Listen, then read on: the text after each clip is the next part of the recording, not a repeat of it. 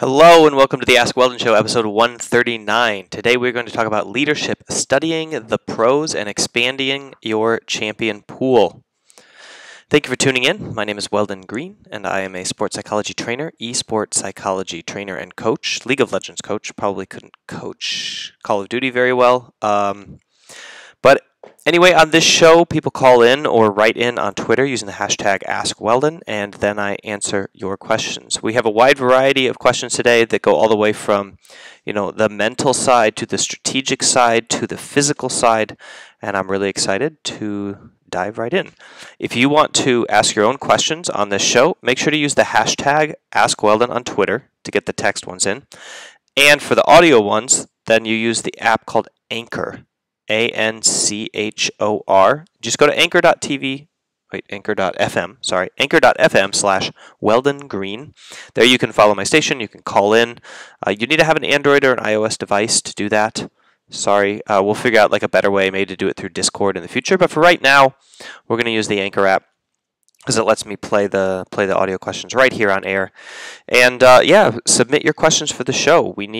We always need questions. The show thrives off of your engagement. So if you have anything that's tickling your fancy, just go ahead and don't hesitate to write or call in. Also, of course, we're broadcasting this live, so you can go over to twitch.tv/mindgamesweldon, and you can watch the premiere of this before it goes up on YouTube.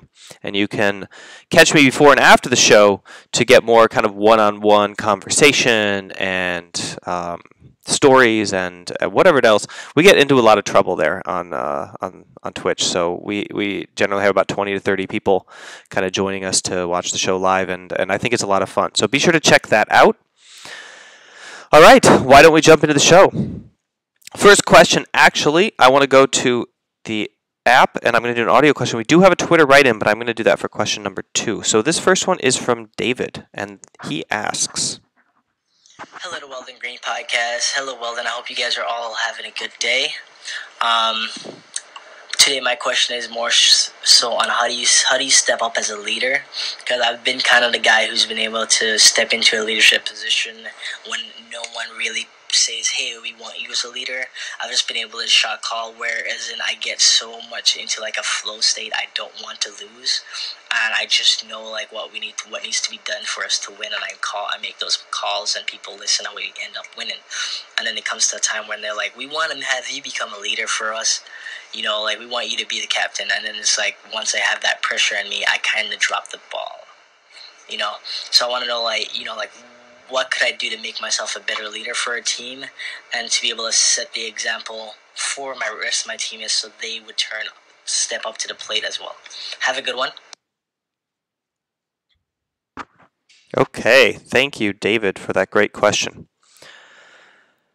All right, so as David has noticed in this question, he kind of brought it to everybody's attention. Essentially, leadership under pressure and leadership without pressure are two fundamentally different things. If you have the option to step up into the leadership role whenever you feel like you have the competence, then things go pretty well. It's when you are asked to step into the leadership role as a responsibility, and even when you don't have the competence, you do have to lead somebody, that we get into trouble.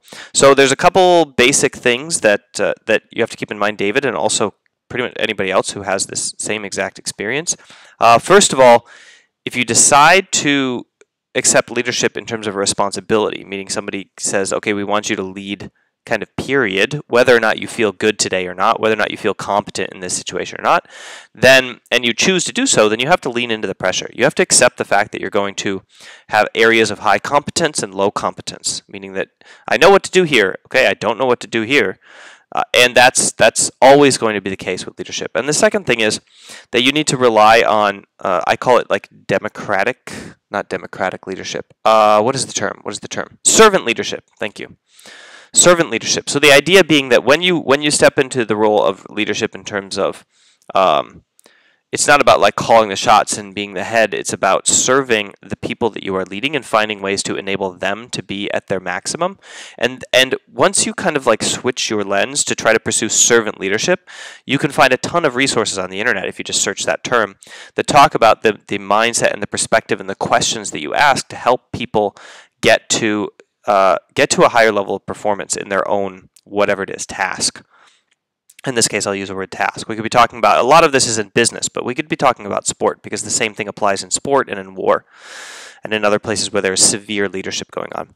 So as a servant leader, you want to basically assume that the best answer for any situation lies somewhere in the team. It doesn't necessarily lie within you, David. It doesn't necessarily lie within this person or that person, but somebody on the team knows the best possible thing to do in this situation.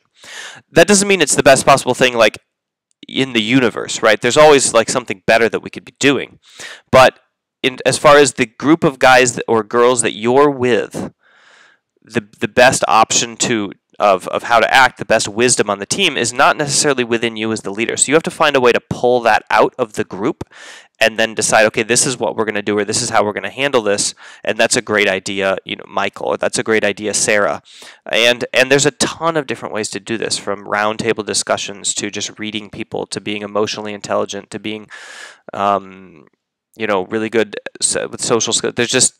I don't know enough about you to kind of give you techniques, but I do know enough to point you in that direction that you should kind of look at the idea of servant leadership, maybe find a book about it and see kind of what syncs with you in terms of your skill set. Say, oh, I'm capable of doing this. That's what I should do. If you're emotionally intelligent, then you'll be able to know what the strengths and weaknesses are of each person on your team, and you should be essentially like cajoling them in the way that they need to be cajoled to step up and essentially provide their solution when problems that are in their wheelhouse surface. So that's what I would do. And of course, if you don't want that pressure, then you should not accept the responsibility, and you should just say, no, I just want to lead when I know the answer, and that's fine. But that's not really leadership, if you know what I mean. That's more like, I know what to do here, so I'm just going to do it, and I don't want to lose. Leadership is kind of like a full, inescapable idea of saying, I'm going to take this mantle whether or not I feel like I can do it at a given time, because nobody else will take it. So if it's being thrust upon you, try leaning into the pressure and just taking it all on your shoulders. Awesome. Thank you. Fantastic question. Let me just add that to, let's see, leadership.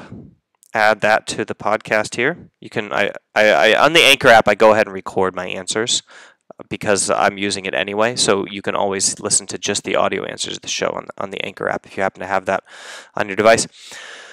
You might notice the background of the show has changed a little bit today. I'm actually in the Canary Islands. Outside, there's a virtual pool paradise, and this is my Christmas break. I know it's the end of January, but we found a way to have our first vacation in 5 years with no kids around. And I know my kids might be watching this in the future, and I'm feeling guilty already, and I'm sorry. But I am helping them out a little bit. My son called me yesterday, and he was lost in Minecraft. He wandered away from spawn, and I managed to log into his account and rescue him, bring him back home. So I am still, doing the most important parenting duties that are necessary, such as, the Minecraft ones, but other than that, we're just enjoying fitness with no strings attached and making content to my heart's content. Haha, did you see that play on words? Content. Anyway, this next question is from Chad Markle. It's a writing question on Twitter, and he asks, I'm usually pretty good, but something triggered me yesterday, and I can't remember what. It's still bothering me today. What should I do? I don't know what it is, and I don't know how to remember it, but you should let it go. And the best way to do that is to practice gratefulness. So list 3 things you're grateful for, and just move on. I don't know exactly. I'm trying to think if I've been in similar situations. I'm sure I have. You get irritated most of the time, and you're like, something's bothering me still. You could recount your day. You could go through step by step. You could write a diary or a journal. Reflection's pretty key and pretty important. If you can't remember what it is and it's still driving you, then the first thing is to learn how to not be kind of driven by the previous day's emotions, right? And that's happening now. You don't need to worry about what happened yesterday. You need to worry about the fact that, like, right now, you need the emotional maturity and skill set to choose what is the best option in the current moment, based on your values. So I would say, do some gratefulness exercises and try to get your mind centered on the present moment and move past whatever the past is. And then you can go try to reflect on it if you want, if you can figure it out. Okay, next question is also from David. I think his last question of the show, or of the call-in. So let's see what he has to say about watching film. Hello again, Weldon, and the Weldon Green podcast listeners. I hope you guys are all enjoying your day. My last question is film. How do you watch film? I've seen you speak on it in the past before, but I would like you to go more into detail. I kind of seem like where I watch film, I watch pro films, and it's like I'm in a place where I'm not really seeing, like, I'm seeing it, but I'm not seeing, like, I'm not dissecting it like you would dissect a frog in science class. How do I come at it with more of that perspective and not just seeing it and getting into like, I'm watching this, but I didn't really feel like I learned anything. What type of questions should I be asking myself and things like that when I'm watching film?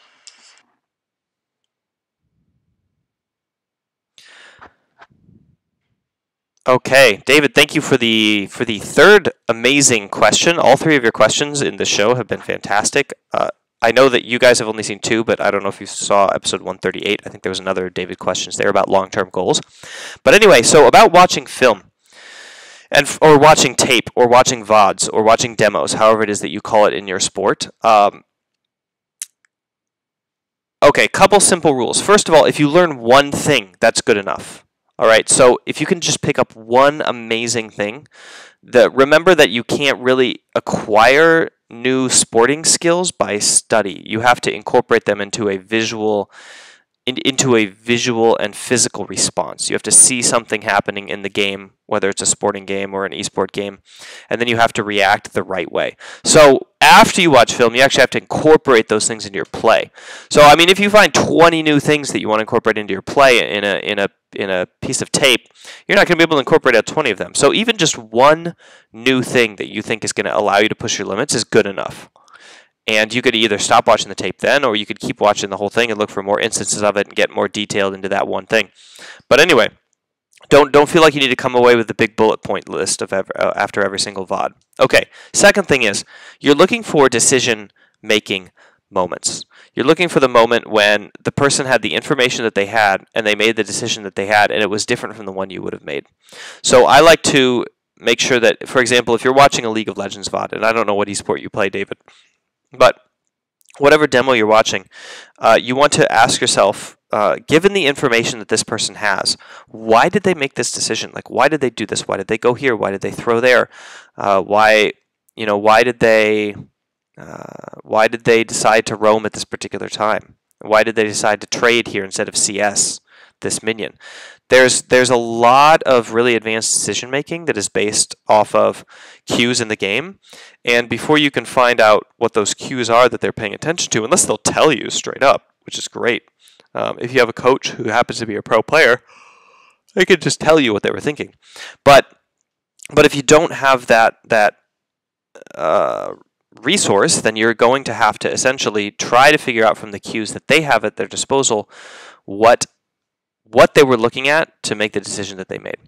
And I think that this is a lot easier in games which are very complex, like League of Legends, in terms of decision making, and a lot harder in games like CSGO, where you might have the same formula that you play out every single round, and it's based a lot on skill set.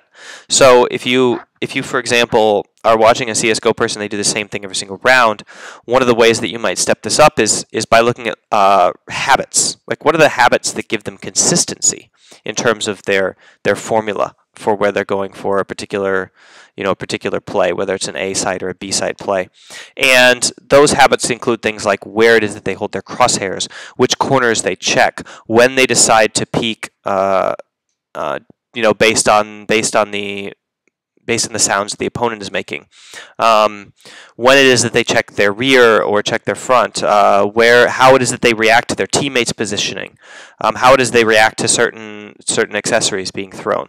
So there's still things that you can look at for consistency and for patterns in their habits, and those are the things that I would recommend checking out. Thanks for the question. Okay, let me throw that up also. Watching film. Watching tape. I'm going to call it tape so that it doesn't get confused with a bunch of film review stations on the podcast. All right. We have 2 questions left, you guys. One about, I'm going to tease them a little bit here, one about Ari and one about tendinitis and carpal tunnel and what to do with those. And the Ari one, by the way, is not necessarily about Ari, but more about champion pool. Before we dive into those, I wanted to remind you that you can check out my Mac program, the mindgames.gg/MAC, which is the training program that I have done with the pro teams I've worked with. That includes CLG, TSM, a little bit with G2 Esports, although I adapted it heavily to work with them because they'd already had a full year together as a team when I started working with them.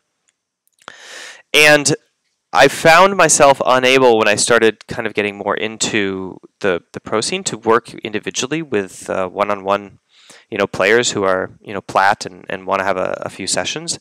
And so I tried to think of a way to create a video training course that does the exact same thing that I'm doing with the pro teams in like a week-long or a 9-week-long boot camp. And this MAC program is the result. It's called the Mindfulness Acceptance Commitment Program, and it basically goes through 7 weeks, 7 videos a day of I would say mindset training, although it's a very kind of like generic term for it. But the idea is that you are controlled more or less by your emotions, and in a given day you might tilt, or you might choke, or you might get angry, or you might feel shame, and those things will cause you to do things that will impinge your performance, and that you wouldn't necessarily want to do if you were looking at it from the outside. And being able to say no to that and just choosing a different behavior is a pretty woke response, right? So that's the idea of this training program, which is to give you this set of tools and the ways of thinking about the emotions that you have when you're playing and when you're performing in a way that gives you control over the actions or the behaviors that you want to take in a given scenario. And yes, last time I was streaming on Twitch, somebody came in and said, hey, they got a job thanks to the MAC program, because the person noticed that they'd taken it and then gave them a job. So, there's that thing too, that it might actually help you in your career. All right, next question from Eric. Oh, and you can check that out at mindgames.gg/MAC. And if you use the code down below this video, AskWeldon, you get a discount. Hey Weldon, so I'm a Diamond 5 RE main, and with Clash Mode being teased to be released in 2018, I want to widen my champion pool to at least 3 champions that I could play at a solid level. I was wondering, do you have any advice on how to increase your champion pool, and do you have any tips on how to decide what champions you should narrow down on and practice and stick with? Thanks.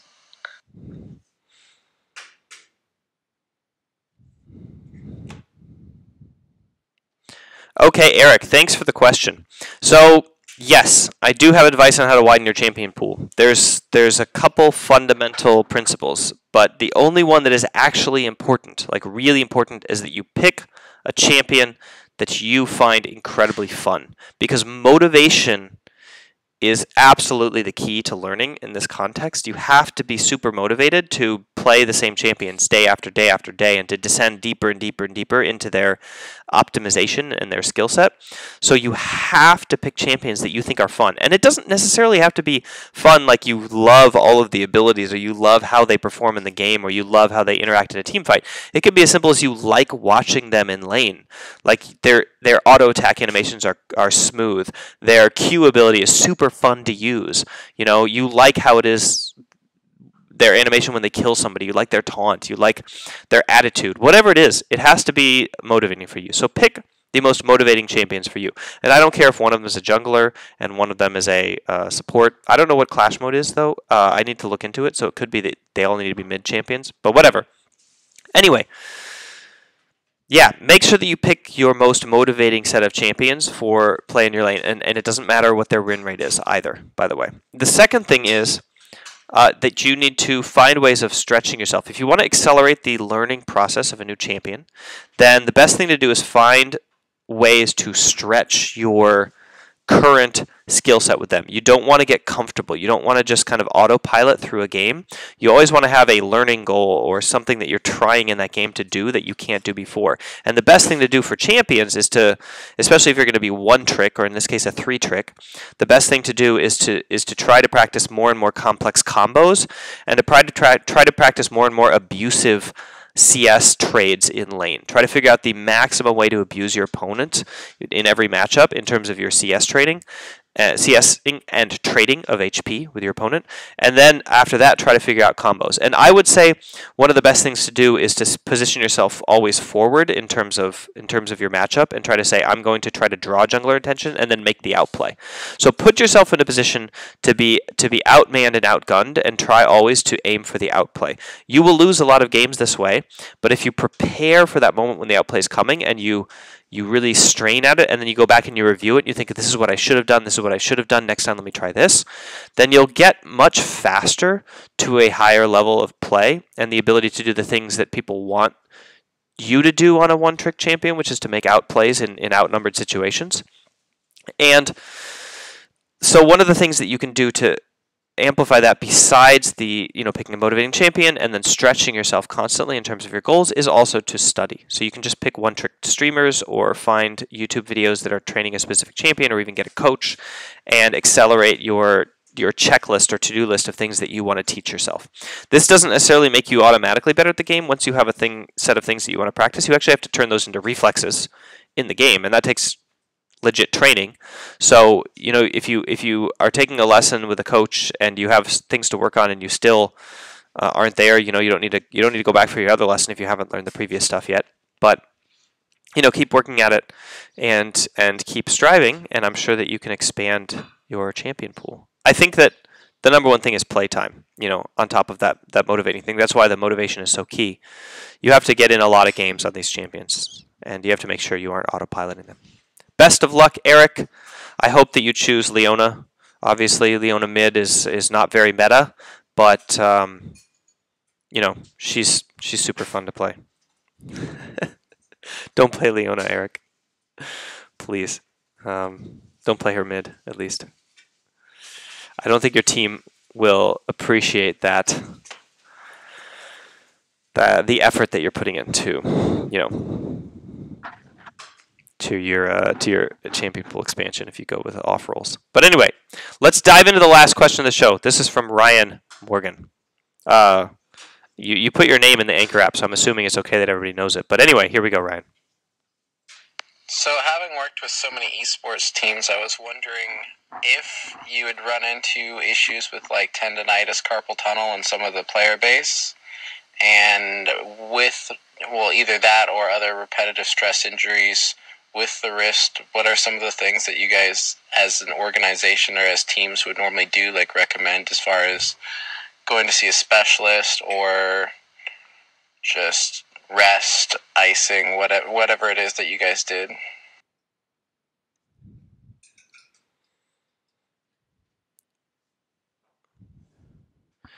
Okay, Ryan, thank you for the awesome question. So I think that this can be answered in terms of long-term and short-term. So we have short-term things that we do with tendonitis, carpal tunnel, etc., and then we have long-term things that we do.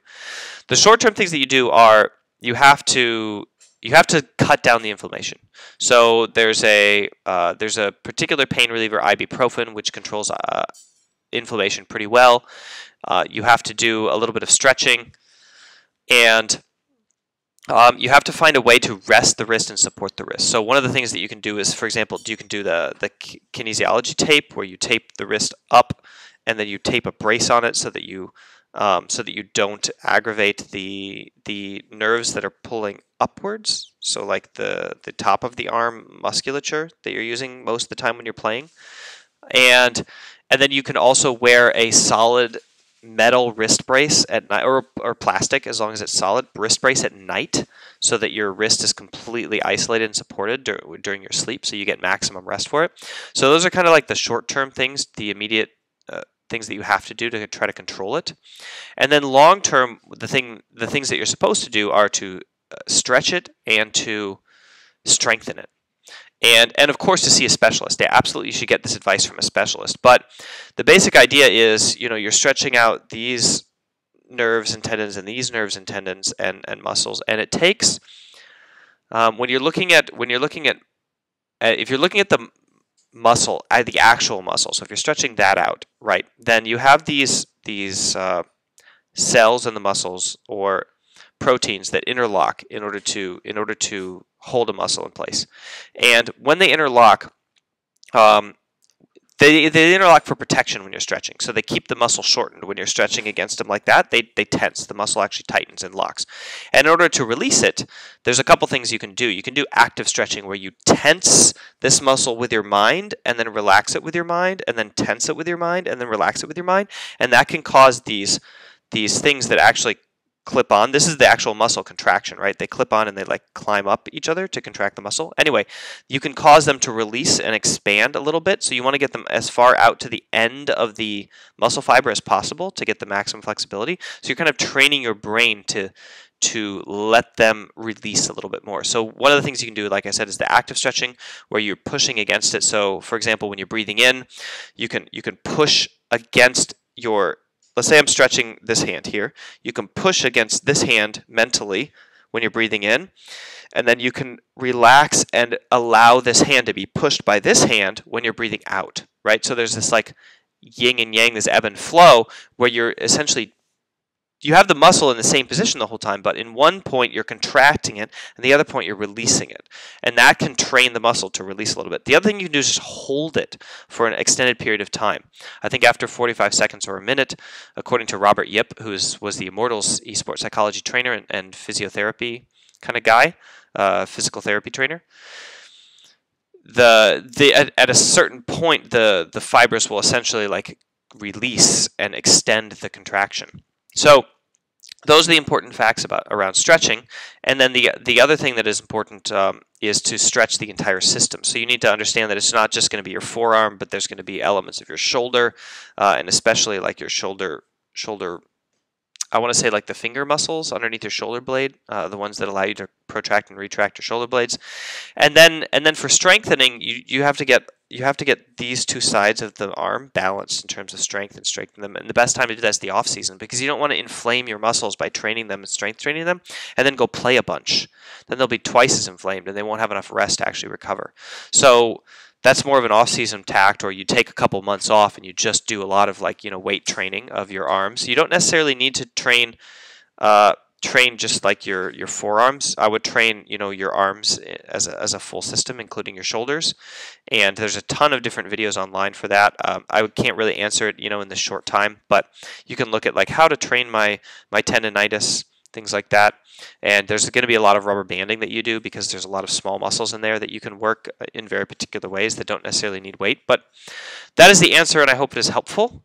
And best of luck. I hope that you don't actually have tendonitis and carpal tunnel. I hope you're helping somebody who does have them. But there's a good way to prevent yourself from getting that, and that is to get strong enough arms that they don't actually get too damaged by playing video games. Okay. Let me mark the carpal tunnel tendonitis. Oops, I spelled tendonitis wrong, guys. I put an I instead of an O. Tendonitis. All right. That is the show for today. Thank you for tuning in, and I appreciate the attention, and be sure to check out the Mac program. Be sure to check out the show live on Twitch at twitch.tv/mindgamesweldon if you want to join in with the conversation and the shenanigans, that's the word I'm looking for, shenanigans that go along with the show when we broadcast it live. And yeah, I'll see you tomorrow.